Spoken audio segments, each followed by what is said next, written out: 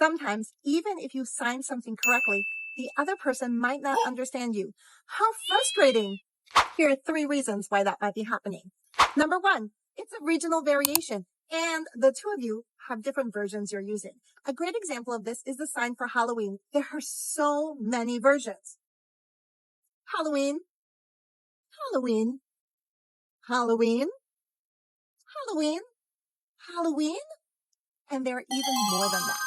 The second reason could be that you're using a sign that has evolved over time. For example, in the past, when a lot of people were using initialized signs that were connected to signed English, you might have seen live or language.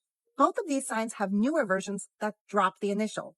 Live, language. So you might be using 2 different forms of the same sign.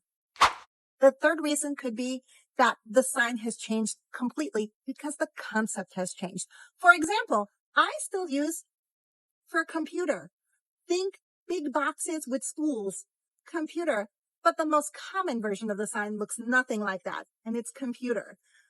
2 different ways of thinking about a computer. So don't despair. You could be right, but that's a great opportunity to learn another version of the sign.